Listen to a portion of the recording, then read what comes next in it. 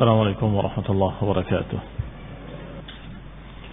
إن الحمد لله نحمده ونستعينه ونستغفره ونعوذ بالله من شرور أنفسنا ومن سيئات أعمالنا. من يهده الله فلا مضل له ومن يضلل فلا هادي له وأشهد أن لا إله إلا الله وحده لا شريك له وأشهد أن محمدا عبده ورسوله صلى الله عليه وعلى آله وأصحابه والتابعين وتابع التابعين ومن تبعهم بإحسان إلى يوم الدين.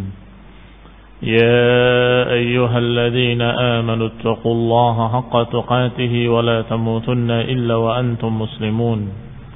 يا أيها الناس اتقوا ربكم الذي خلقكم من نفس واحدة وخلق منها زوجها وبث منهما رجالا كثيرا ونساء واتقوا الله الذي تساءلون به والأرحام إن الله كان عليكم رقيبا.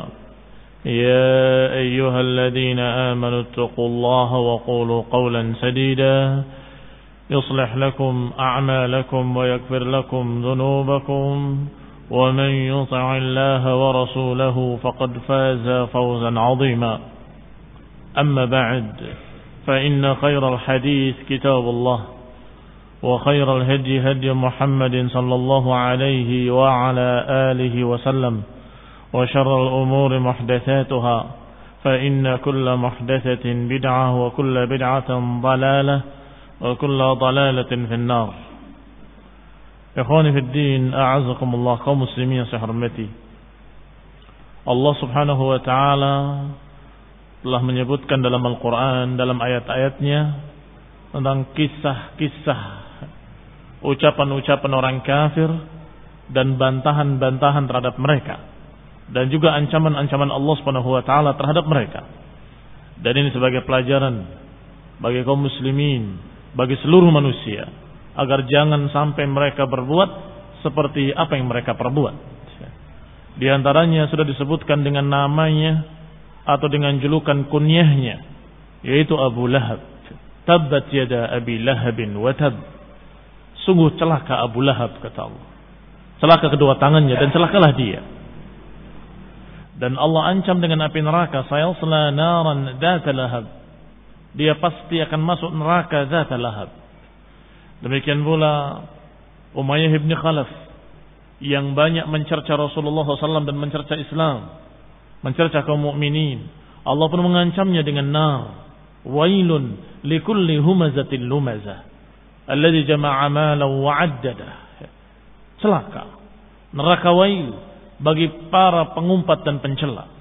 Di antaranya adalah Umayyah ibn Khalaf, ibn Wahab, ibn Hudzafah al-Jumahi.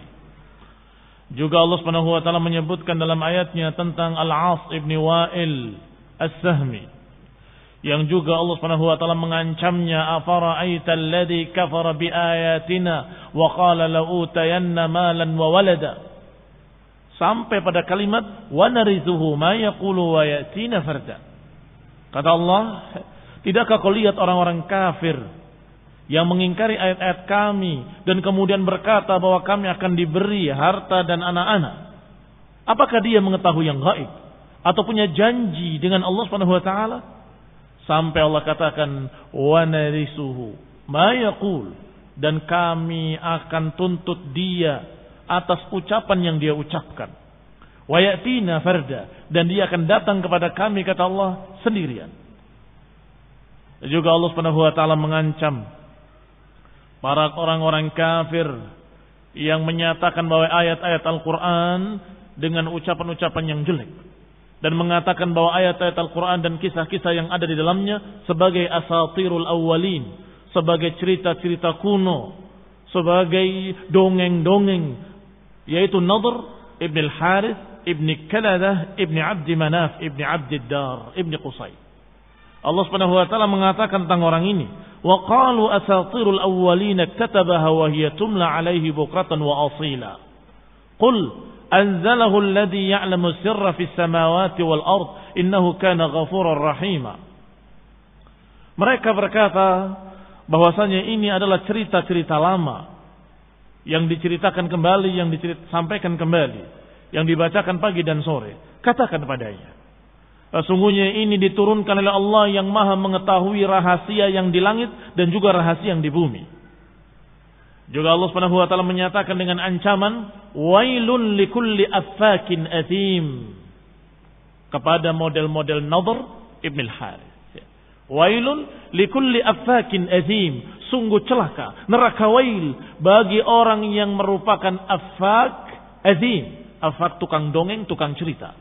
Dia yang cerita dengan ucapan yang dusta, dengan dongeng-dongeng kosong, kemudian menjuluki Al-Quran sebagai dongeng. Sungguh apa yang diucapkannya sangat layak untuk dirinya sendiri. Maka Allah katakan, wailun likulli affakin athim, sungguh celaka, neraka wail bagi pendusta yang banyak berdosa. Yasma'u ayatillahi tutla alaihi thumma yusirru mustakbiran ka'an lam yasma'ha. Mendengarkan ayat-ayat Allah Subhanahu wa taala dibacakan, kemudian dia tetap sombong seakan-akan tidak pernah mendengar. Ka'anna fi udunaihi waqra, seakan-akan di telinganya ada tutupan. Fabashshirhu bi'adzabin alim, beritakanlah berita gembira kepadanya dengan azab yang pedih, kata Allah. Lihat ikhwan fillah azakumullah. Juga Allah Subhanahu wa taala menyebutkan tokoh lainnya dari tokoh-tokoh kafir, yaitu Al-Akhnas ibn Shuraih ibn Wahab Al-Thaqafi, dari suku Al-Thaqafi. Allah katakan, wala tuti' kulla halafin mahin hammazin masya'in binamim manna'il lil khairi mu'tadin athim utullin ba'da dzalika zanim. Kata Allah, jangan turuti setiap orang tukang sumpah yang terhina, yang banyak mencerca dan banyak berjalan ke sana kemari mengadu domba, yang menghalangi kebaikan-kebaikan, yang banyak berdosa.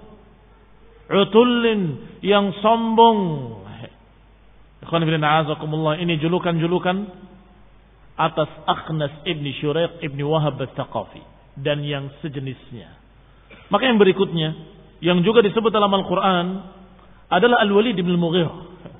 Di samping apa yang pernah kita sampaikan di dalam surat Al-Muddathir, yang Allah Subhanahu wa taala menyebutkan tentang dia, innahu fakkara wa qaddar faqutila kaifa qaddar thumma qutila kaifa qaddar thumma nadhar thumma abasa wa basar thumma adbara wastakbara faqala in hadha illa sihrun yu'thar.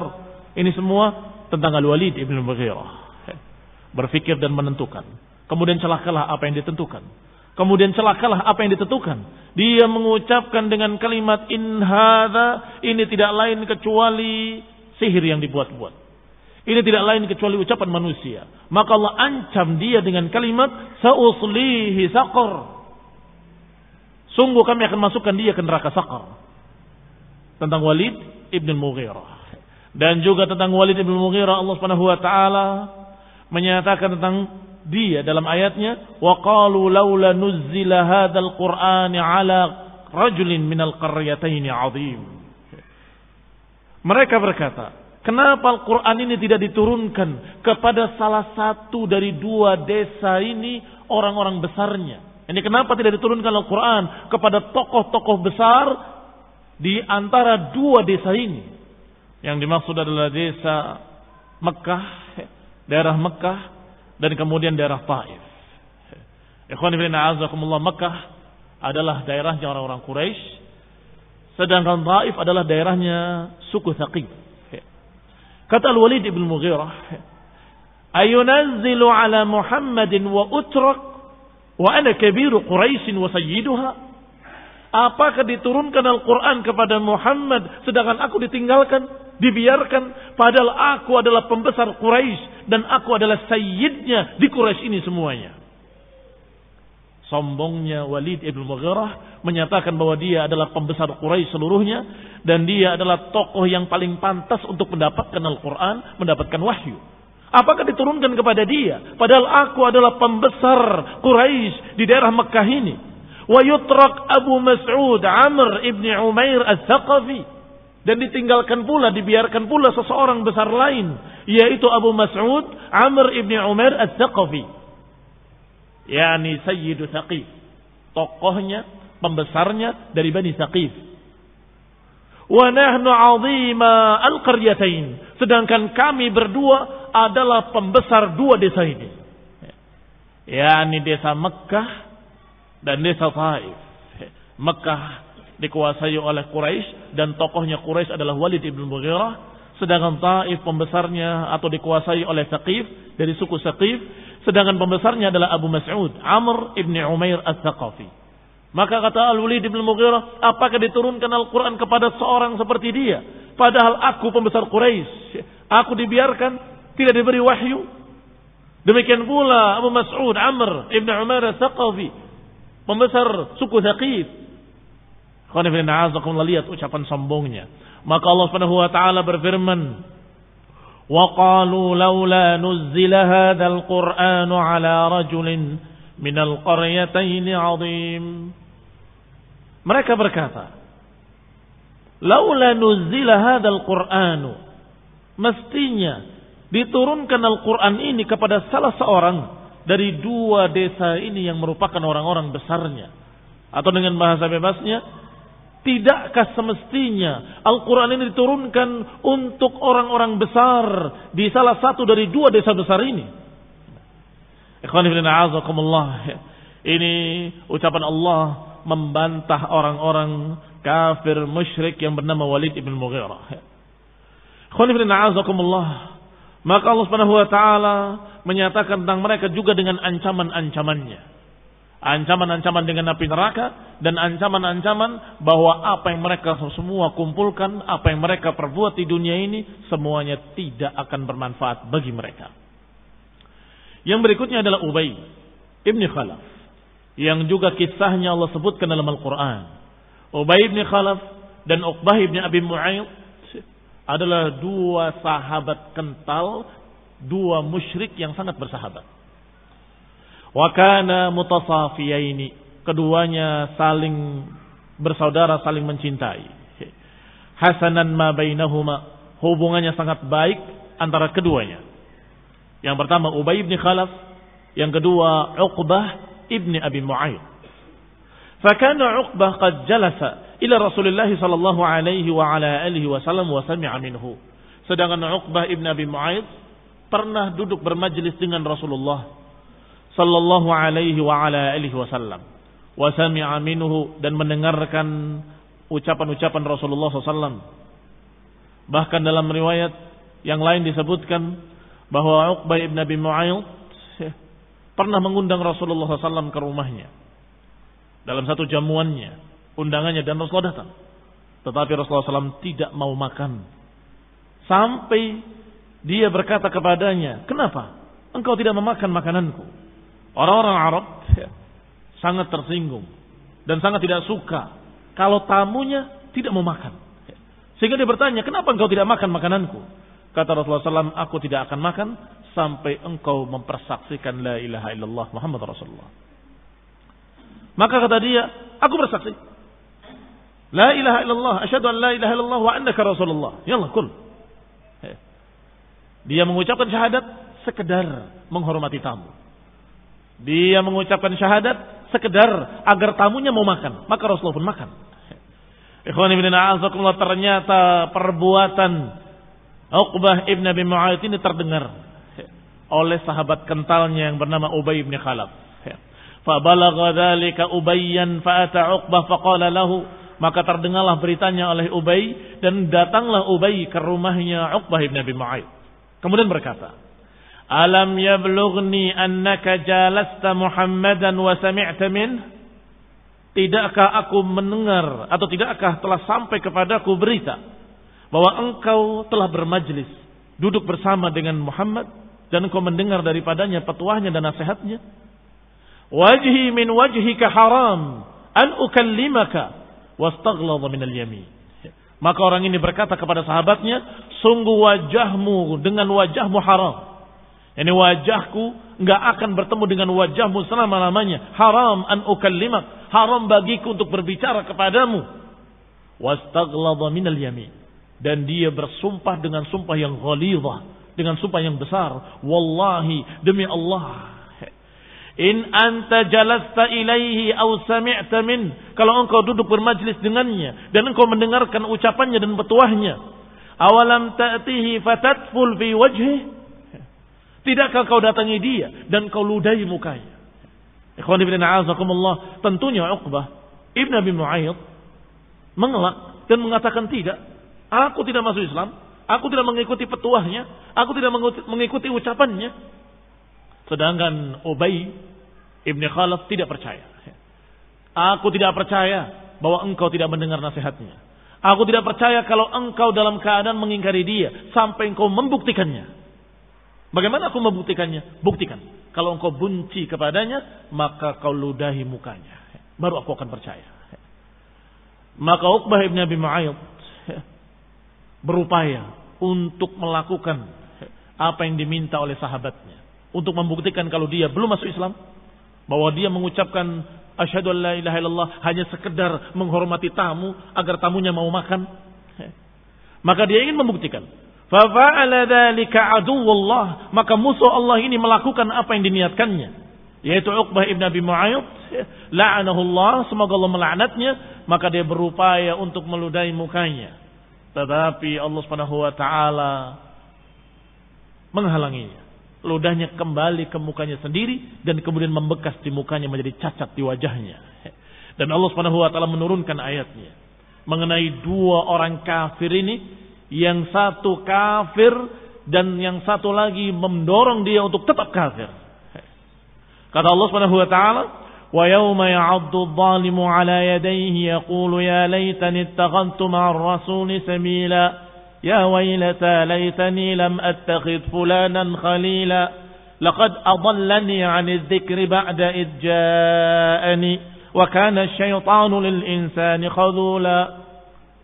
Dikatakan oleh Allah Subhanahu wa taala, nanti yauma ya'addu adh-dhalim, di hari ketika orang-orang zalim menggigit jarinya dan berkata, ya laitani ittakhadtu ma'ar rasuli sabila, duhai kiranya aku menjalani jalan Rasul. Ya wailata laitani lam attakhidh fulanan khalila, duhai celaka aku, kenapa aku mengambil si fulan sebagai temanku.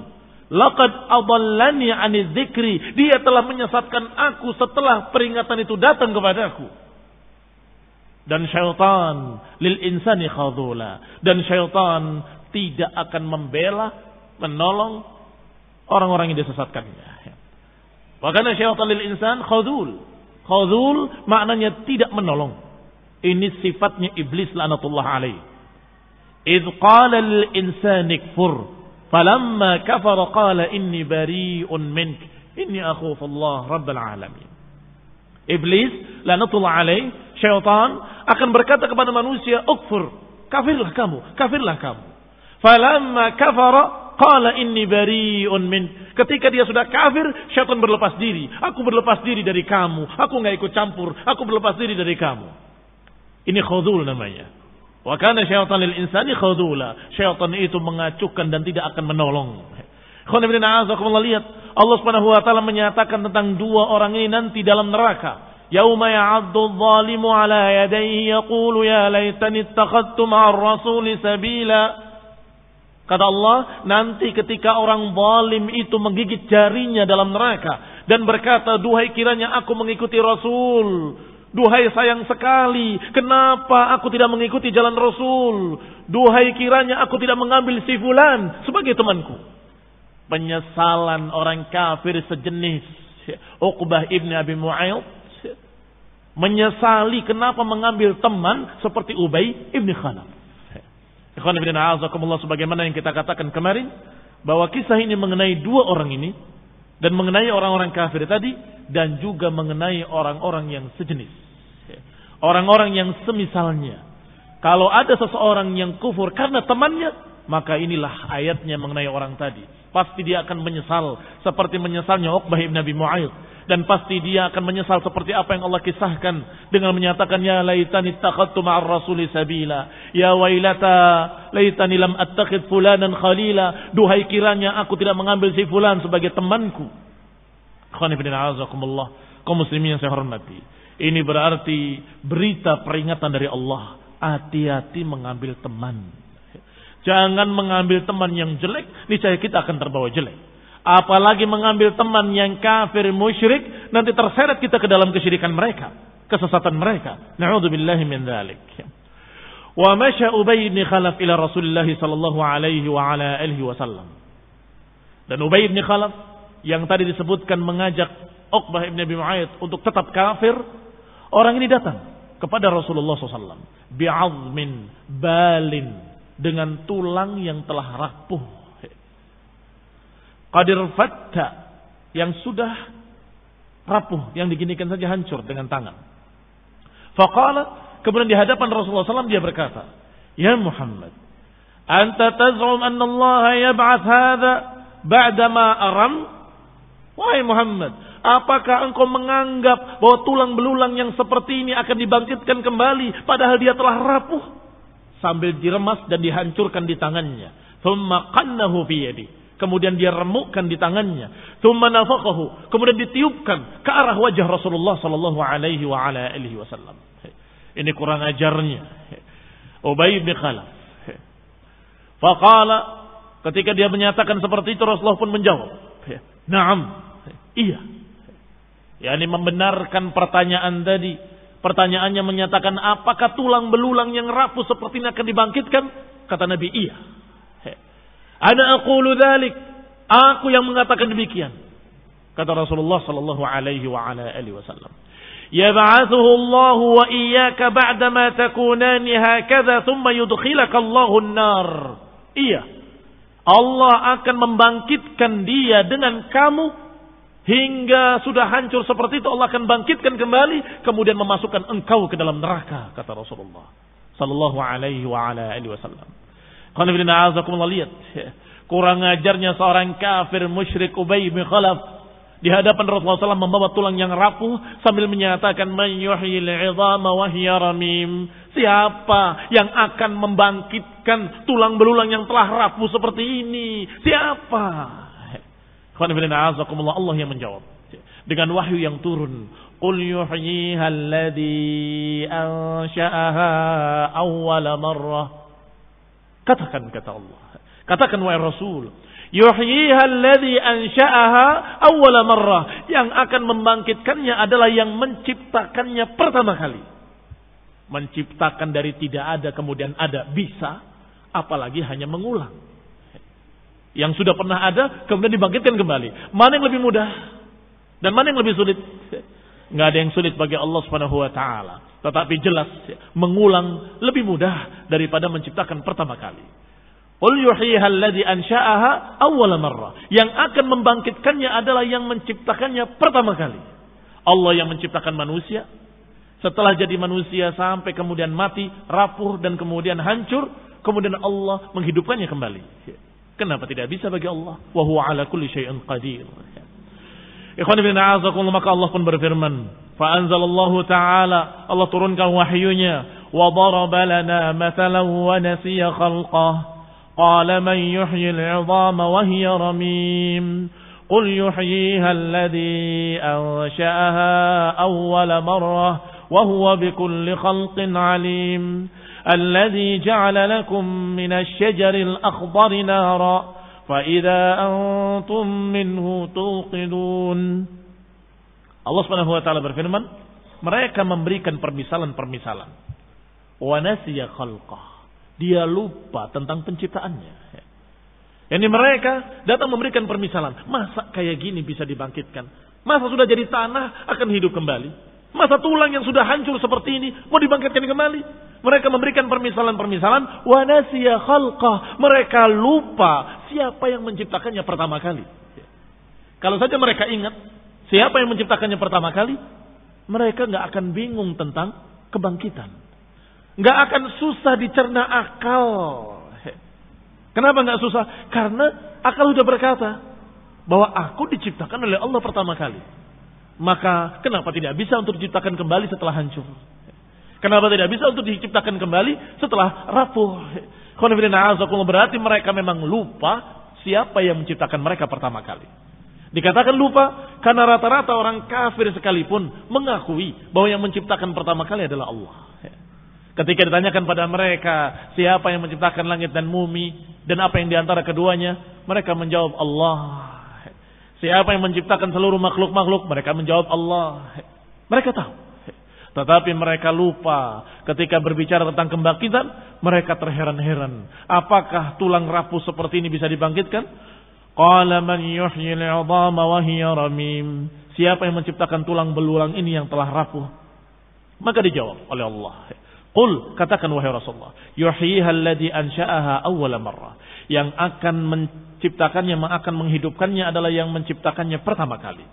Wa huwa bikulli khalqin alim. Dan dia Allah dalam segala penciptaan Maha mengetahui. Alladzi ja'ala lakum minasy syajaril akhdari nara. Yang telah menjadikan untuk kalian dari pohon yang hijau Allah takdirkan bisa menyala. Pohon yang hijau itu kesannya basah.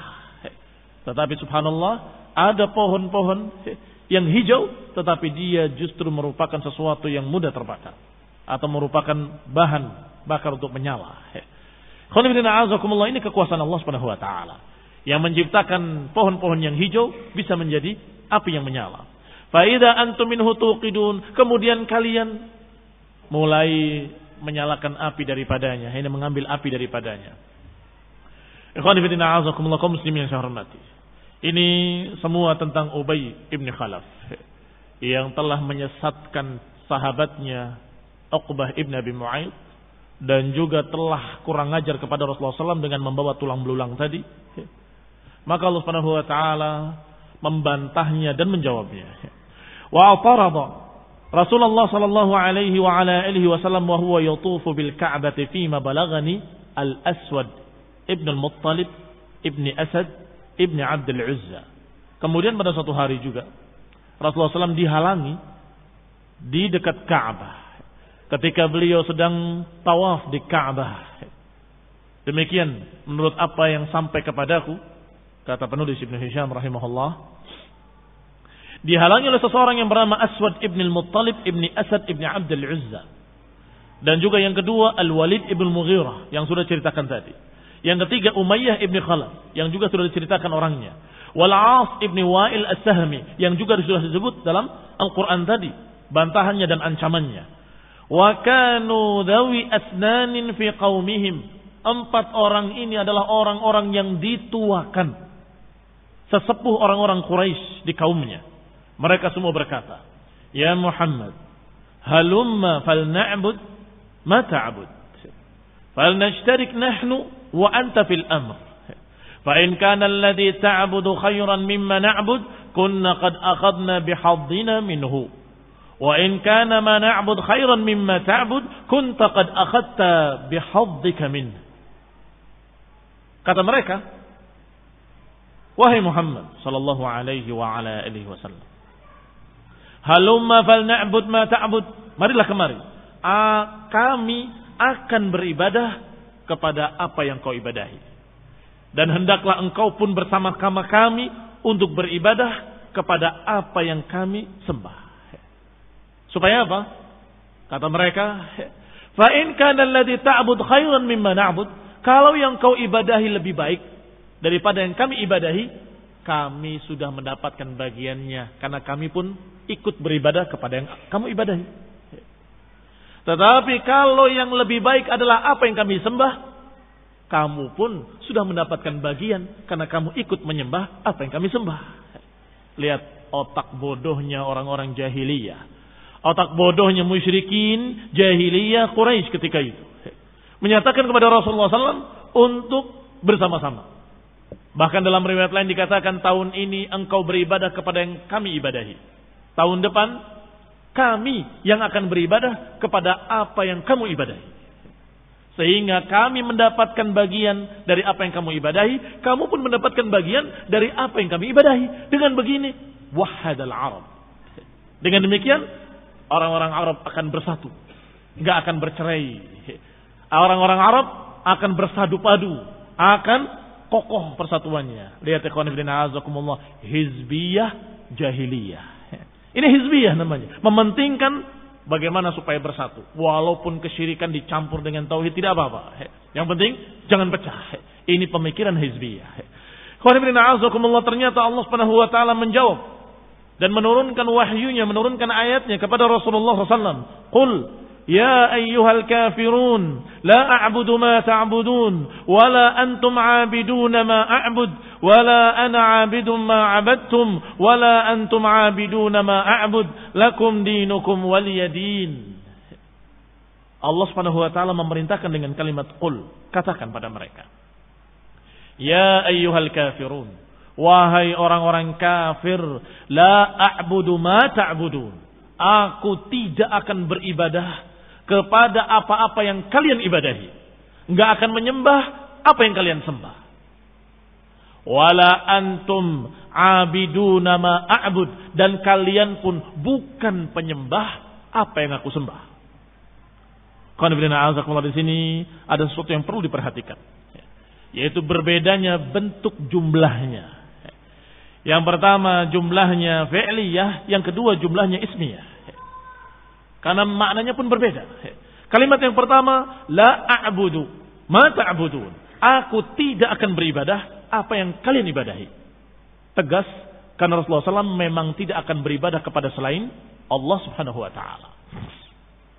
Tetapi yang kedua, wala antum abiduna ma a'bud, sedangkan kalian bukan penyembah apa yang kami sembah. Tidak disebut dengan kalimat wala antum ta'buduna ma a'bud, tidak.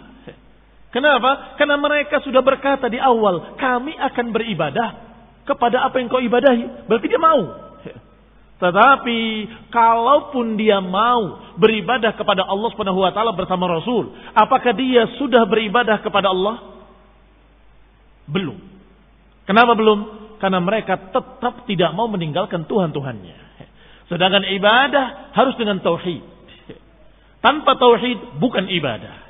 Aku beribadah pada Allah Subhanahu wa taala, tapi aku juga beribadah kepada berhala-berhala. Apakah dia beribadah pada Allah? Tidak. Tidak dianggap sebagai ibadah. Maka kalimatnya wala antum abiduna ma'abud, dan kalian bukan penyembah apa yang kami sembah. Yani walaupun kalian benar-benar menyembah Allah bersama aku dalam keadaan tidak meninggalkan Tuhan-Tuhan kalian, kalian tetap bukan penyembah apa yang kami sembah, bukan orang yang beribadah kepada apa yang kami ibadahi. Berbeda, karena kami beribadah kepada Allah dengan tauhid, sedangkan kalian katanya mau beribadah pada Allah tapi tidak dengan tauhid, tidak meninggalkan berhala-berhala kalian, tidak meninggalkan sembahan-sembahan kalian, maka itu bukan penyembah apa yang kami sembah, bukan abiduna ma'abud. Dan diulangi sekali lagi, wala ana abidum ma'abattum, dan aku pun bukan penyembah apa yang kalian sembah, dan kalian bukan penyembah apa yang kami sembah. Lakum dinukum waliyadin, bagi kalian agama kalian, bagiku agamaku. Ini toleransi yang syar'i. Jadi toleransi itu bukan sinkretisme agama. Namanya toleransi bukan mencampur adukan agama syirik dengan agama tauhid dicampur jadi satu, atau agama Yahudi, Nasrani dan Islam dicampur, diaduk jadi satu, maka itu sinkretisme dan itu adalah kesesatan, kekufuran. Yang namanya toleransi adalah lakum dinukum waliyadin, bagi kalian agama kalian, bagiku agamaku. Aku tidak akan menyembah apa yang kalian sembah, dan kalian pun bukan penyembah apa yang kami sembah. Gak usah pura-pura, gak usah sok menghormati. Saya ikut sholat bersama kamu dalam hari raya ya, ikut sebagai toleransi. Gak usah. Kamu bukan penyembah apa yang kami sembah. Kenapa? Karena dia dalam keadaan mau ikut bersama kaum muslimin di hari raya sholat id, tetapi dia dalam keadaan tetap kafir, tetap Nasrani, tetap Yahudi. Apakah itu ibadah? Itu bukan ibadah. Maka tepat dengan kalimat wala antum abiduna ma'abud, kalian bukan penyembah apa yang kami sembah. Sudahlah, kalian dengan agama kalian, kami dengan agama kami, selesai.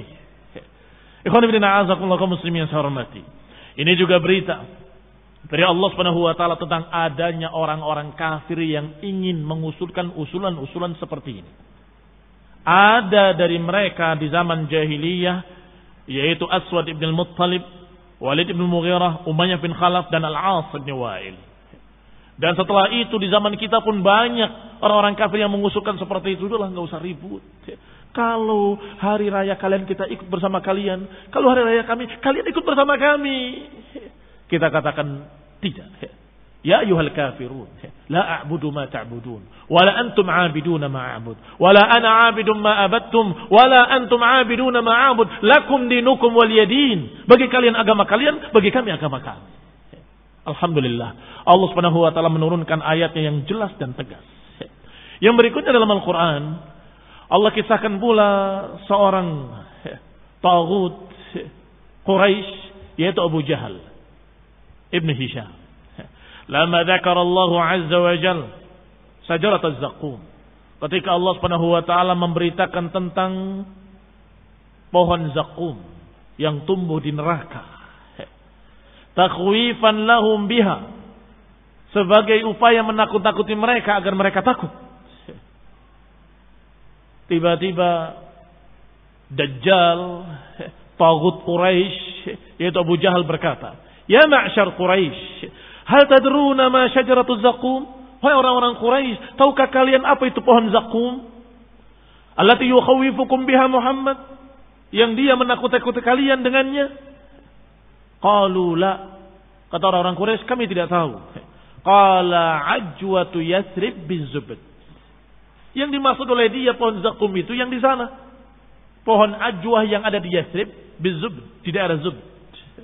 Wallahi la in istakam wala istamakanna minha la tazaqqamannaha tazaqquman.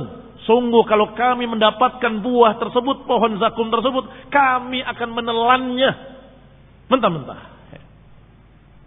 Sombong, kurang ajar, menentang Rasulullah sallallahu alaihi wa ala alihi wasallam. Maka Allah pun menghabarkan dan menurunkan ayatnya, menceritakan tentang zakum yang ada dalam neraka. Inna syajarataz zakum ta'amul athim kalmuhli yaghli fil butun kaghalyil hamim. Sesungguhnya pohon zakum adalah makanan yang sangat jelek. Kalmuhli yaghli fil butun, seperti air yang mendidih atau seperti timah yang mendidih di dalam perut. Kaghalyil hamim. Khonibina azakumullah, digambarkan betapa mengerikannya pohon zakum. Yani laisa kama yaqul, tidak seperti yang dikatakan oleh Abu Jahal. Dan termasuk tentang Abu Jahal juga adalah ketika Abu Jahal untuk meyakinkan para pengikutnya, untuk meyakinkan orang musyrikin Quraisy bahwasanya Rasulullah SAW di atas kebatilan dan mereka orang-orang musyrik di atas kebenaran. Dia berkata dengan doanya di hadapan mereka, di hadapan orang Quraisy, Allahumma in kana huwal haqq min indika fa amtir alaina hijarah minas sama aw itina bi'adzabin alim. Ya Allah, kalau memang benar yang dibawa oleh dia, yang dibawa oleh Nabi Muhammad SAW adalah hak, hujani kami dengan batu atau datangkan kepada kami azab yang pedih, kata dia. A'udzubillah. Harusnya kalau akal dia cerdas, kalau dia itu tidak dungu, dia akan berkata kepada Allah, ya Allah, kalau apa yang dibawa oleh Nabi Muhammad itu hak, berilah aku hidayah kepadanya. Kan begitu. Tetapi dia mengucapkan dengan sebaliknya. Kalau memang dibawanya adalah hak, hujani kami dengan batu. Ini menggambarkan betapa yakinnya dia bahwasanya yang dibawa oleh Nabi Muhammad SAW adalah batil, bukan hak. Dan dia di atas kebenaran. Untuk meyakinkan orang-orang Quraisy, lihat, aku katakan kepada Allah, kalau memang benar yang dibawa oleh dia, hujannya kami dengan batu atau datangkan kepada kami adab yang pedih. Berani menantang dan menentang Allah Subhanahu wa taala langsung. Maka Allah Subhanahu wa taala menyebutkannya dalam surat Al-Anfal tentang ucapan orang ini, ucapan Abu Jahal, Amr bin Hisham. Khonibina azakumullah, ketika mereka berkata, idkhalu Allahumma in kana hadzal huwal haqqu min 'indika fa amtir 'alaina hijaratan minas sama' aw itina bi'adzabin alim. Maka Allah Subhanahu wa taala menyatakan dengan kalimat selanjutnya, dan tidak mungkin Allah akan mengadab mereka dalam keadaan engkau di tengah-tengah mereka, wahai Rasul. Adapun Abu Jahal bangga, lihat buktinya enggak turun adab kan? Berarti dia batil. Kalau hak pasti turun adab. hari kedua, hari ketiga, hari keempat, sekian lama, nggak turun azab, nggak turun batu-batu dari langit. Amtir alana hijaratan minas sama, hujani kami dengan batu, kata Abu Jahal. Kalau memang benar apa yang dibawa oleh dia. Ternyata nggak turun hujan batu, tidak turun azab. Tambah bangga dia. Padahal tentunya Allah Subhanahu wa taala tidak menurunkan azab karena di sana ada Nabi Muhammad SAW. Di sana ada para sahabat. Wa ma udah mu'adzibahum wa hum yastaghfirun, dan tidak mungkin Allah mengadab mereka dalam keadaan sebagian mereka ada yang beristighfar, yaitu orang-orang yang beriman. Wa ma kana Allahu liya'adzibahum wa anta fihim, Allah tidak mungkin mengadab mereka dalam keadaan engkau di tengah mereka, wahai Rasul. Naam. Wa waqafa al-Walid ibn al-Mughirah ma'a Rasulillah sallallahu alaihi wa ala alihi wasallam. Wa Rasulullah sallallahu yukallimuh. Dan Walid ibn al-Mughirah pernah mengajak bicara Rasulullah sallallahu dan Rasulullah semangat. Semangat ingin menasihati Al-Walid ibn al-Mughirah. Khawani bidina azakumullah, demikian semangat Rasulullah SAW dalam berdakwah dan semangat Rasulullah SAW dalam menasehati manusia. Orang sejahat Walid ibn al-Mughirah tetap dinasehati dan terus dinasehati oleh Rasulullah SAW. Sebagaimana Allah Subhanahu wa taala menyatakan pada Musa untuk datangi Fir'aun, wa qul lahu qawlan layyina la'allahu yatadhakkaru aw yakhsha. Datangilah Fir'aun, wa qul lahu qawlan layyina, dan ajak bicara dia dengan ucapan yang lembut. Bisa jadi dia mau ingat atau dia akan takut pada Allah SWT. Disuruh tetap didakwahi. Maka Rasulullah SAW mendakwahi Walid ibn Mughirah yang sudah seperti itu keadaannya. Walid ibn Mughirah mengucapkan kata-katanya seakan-akan dia mendengar. Kalau begini, kalau begitu, kalau begini, kalau begitu. Wa qad tami'a fi islamihi, dan Rasulullah SAW sangat berharap Al-Walid ibn Mughirah akan masuk Islam. Fa baina huwa fi dzalika id marra bihi ibnu ummi maktum al-a'ma. Ketika dalam keadaan seperti itu datang seorang yang bernama Abdullah ibnu ummi maktum, seorang yang buta. Fa kallama Rasulullah sallallahu alaihi wa ala alihi wasallam wa ja'ala yastaqri'uh. Dia datang mengajak bicara Rasulullah SAW, wa yastaqri'uhul Quran, dan meminta dibacakan Al-Quran. Fashaqqa dzalika minhu ala Rasulullah SAW. Maka demikian terasa berat di sisi Rasulullah SAW. Kenapa? Karena beliau sedang mengajak bicara tokoh besar Quraisy, pimpinan mereka, orang kayanya mereka, pembesarnya mereka. Tiba-tiba datang orang rendahan.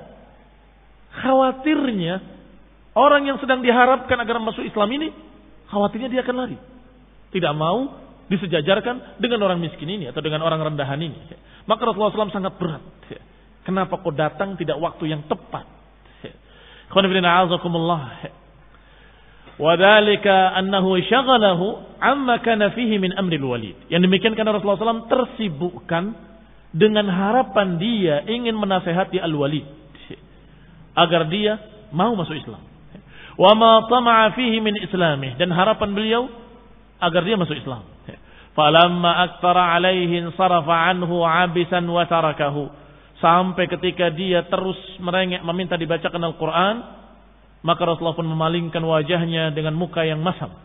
Maka Allah Subhanahu wa taala menyatakan abasa wa tawalla an ja'ahu al-a'ma wa ma yudrika la'allahu yazakka aw yadhakkaru fatanfa'ahu adh-dhikra amma man istaghna fa anta lahu tasadda wa ma 'alaika alla yazakka. Kata Allah Subhanahu wa taala, dia bermuka masam dan memalingkan wajahnya ketika datang kepadanya seorang buta. Padahal engkau tidak tahu, bisa jadi orang ini akan membersihkan dirinya. Adapun orang yang datang kepadamu dengan ingin mendapatkan bimbingan, engkau berpaling daripadanya. Sedangkan orang yang tidak butuh, orang yang enggan, engkau terus berharap kepadanya. Ini teguran kepada Rasulullah SAW, dan ini dalil tentang maksumnya Rasulullah Sallallahu Alaihi Wasallam. Lihat, dalil tentang maksumnya, terjaganya Rasulullah SAW dari kesalahan. Berbeda dengan pandangan orang-orang Syiah Rafidah yang menyatakan bahwa ayat ini tidak mungkin. Bagaimana mungkin Rasulullah SAW dikatakan bermuka masam? Rasulullah selalu bermuka ceria, tidak pernah bermuka masam, katanya. Ini mencela Rasulullah dan ini menunjukkan bahwa Rasulullah SAW begini dan begitu. Menyalahkan Al-Qur'annya, menyalahkan tafsir-tafsir ahlu sunnah, menyalahkan para ulama, menyalahkan seluruh para sahabat yang menafsirkannya. Bahkan menyalahkan Abdullah bin Ummi Maktum sendiri yang menyatakan tentang dirinya, mengisahkan tentang dirinya bahwa waktu itu aku begini, waktu itu aku begitu, diingkari oleh orang-orang Syiah Rafidhah. Padahal kalau ayat ini turun mengingatkan Rasulullah, menegur Rasulullah, artinya Rasulullah SAW terbimbing. Begitu beliau bermuka masam, turun ayatnya. Jangan begitu. Artinya beliau terjaga dari kesalahan. Dan beliau maksum, terjaga dari kesalahan. Sehingga selalu ditegur oleh Allah SWT setiap langkah-langkahnya. Ini bukti bahwa Rasulullah SAW tidak mungkin keliru, tidak mungkin salah. Karena selalu diluruskan oleh Allah Subhanahu wa ta'ala. Ai innama ba'atsuka basyiran wa nadhira, sampai pada ayat fi suhufin mukarramah marfu'atin mutahharah. Yani Allah Subhanahu wa ta'ala mengutus engkau sebagai basyiran wa nadhira, pembawa kabar gembira dan juga pemberi peringatan. Lam akhussa bika ahadan duna ahad. Allah Subhanahu wa ta'ala tidak mengkhususkan dakwah ini untuk satu orang tanpa yang lain, untuk satu golongan tidak golongan yang lain, tetapi untuk seluruh manusia. Untuk orang sejenis Walid bin Mughirah, juga untuk orang sejenis Abdullah bin Ummi Maktum yang buta dan papa yang miskin. Untuk kalangan atas, untuk kalangan bawah. Untuk kaum atas, kaum ningrat yang berdarah biru, maupun kaum rakyat jelata yang berdarah merah. Sama saja. Ini dakwah untuk seluruh kalangan manusia. Untuk rakyat dan untuk penguasa. Untuk pejabat maupun untuk orang biasa. Kaum muslimin yang saya hormati. Ayat ini menegur Rasulullah SAW sekaligus mengajarkan kepada seluruh kaum muslimin agar jangan memilah-milah dalam dakwah. Dakwahilah seluruh manusia agar mereka mau kembali kepada Allah Subhanahu wa taala. Fala tamna'hu mimman ibtaghahu, maka jangan dihalangi orang yang ingin mendapatkan bimbingan. Jangan dilarang kalau ada orang yang ingin mendapatkan nasihat. Datang ke sini, duduk ingin mendapatkan pelajaran. Diusir. Kenapa diusir?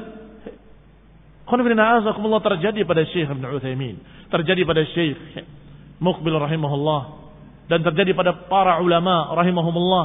Ketika seseorang datang di majlisnya, padahal dia dari kalangan hizbi atau dari kalangan mubtadi', duduk untuk mendengarkan kajiannya, dibiarkan. Khalli, la'allahu yahtadi. Semoga dia mendapatkan hidayah. Semoga dia mendapatkan bimbingan. Illa, kecuali kalau dia mengganggu di majlis, seperti yang terjadi kepada Imam Malik dengan menyatakan bagaimana itu istiwa? Masa Allah istawa di atas arasnya? Bagaimana itu? Apa maksudnya? Kayak apa maksudnya? Seperti apa? Dan seterusnya. Ini mengganggu.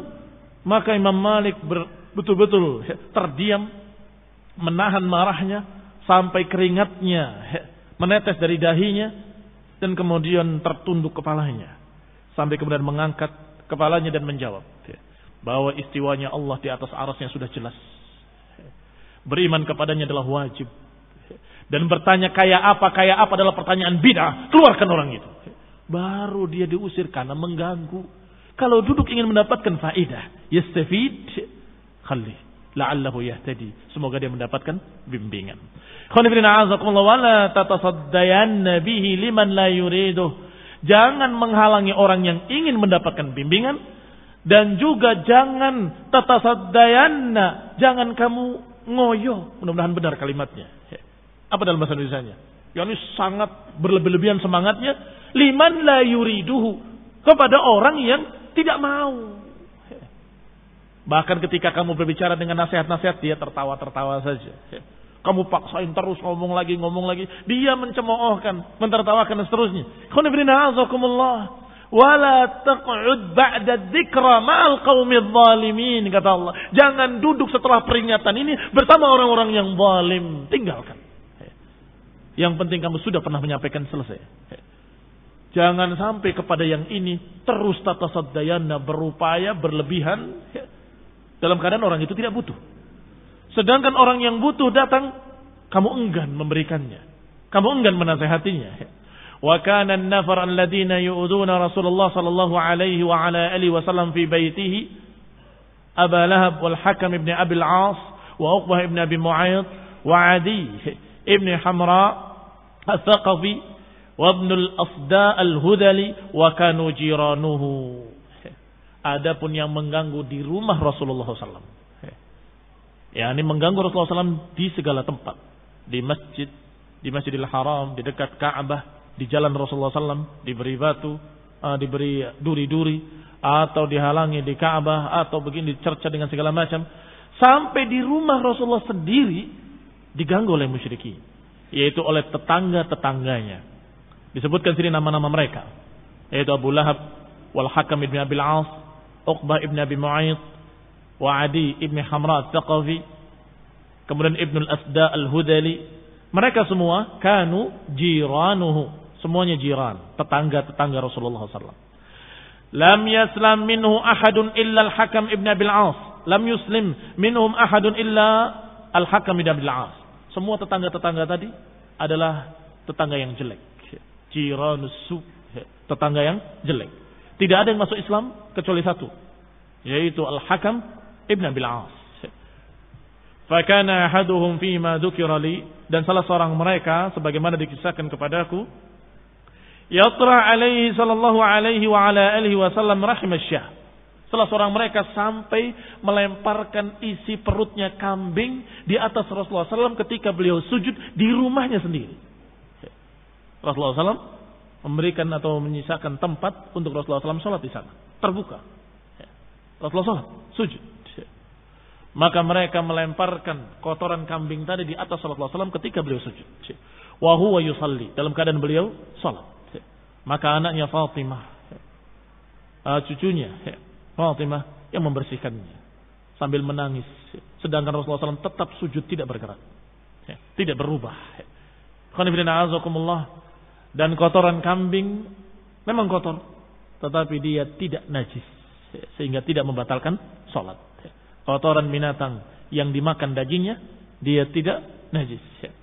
Wa kana ahaduhum yatrahuha fi burmatihi idza nusibat lahu hatta ittakhadha Rasulullah sallam hijran yastatiru bihi minhum idza shalla. Bahkan di antara mereka ada yang mengambilnya dalam bentuk, sudah dibentuk seperti batu, kotoran-kotoran kambing dibentuk seperti batu segenggam, kemudian dilemparkan pada Rasulullah SAW. Sampai Rasulullah SAW membuat tembok khusus untuk menutupi tempat salatnya. Itu pun mereka melemparkannya dari atas. Maka Rasulullah SAW ketika salat mendapatkan berbagai macam bongkahan kotoran tadi, Rasulullah SAW mengeluarkannya dengan kayu sambil menyeru dan memanggil dengan kalimat, wahai Bani Abdi Manaf, ayu jiwarin hadha, wahai suku Abdi Manaf, tetangga apa seperti ini, sambil dilemparkan ke jalan, dibuang ke jalan. Selalu demikian, dilempar lagi, kemudian diambil lagi oleh Rasulullah SAW, dan kemudian dilemparkan ke jalan sambil menegur mereka, ya Bani Abdi Manaf, ayu jiwarin hadha, ini bertetangga seperti apa, seperti ini. Tetangga apa yang seperti ini? Tsumma yulqihi bit tariq, kemudian dilemparkan ke jalanan. Demikian jahatnya mereka, tokoh-tokoh kafir musyrikin menentang Rasulullah sallallahu alaihi wa ala alihi wasallam, dan Allah Subhanahu wa taala dalam keadaan mencatat perbuatan mereka. Allah Maha tahu, dan Allah Subhanahu wa taala mengancam mereka dengan ancaman-ancaman azab yaumul qiyamah. Nasallahu taufiq wal hidayah. Wa nasallahu taala ayatana minal ladzina yastami'una al-qawla fayattabi'una ahsanah. Amin wa sallallahu ala Muhammadin wa ala alihi wa sahbihi wa sallama tasliman katsira. Subhanakallahumma bihamdik asyhadu an la ilaha illa anta astaghfiruka wa atubu ilaik. Wassalamu alaikum warahmatullahi wabarakatuh.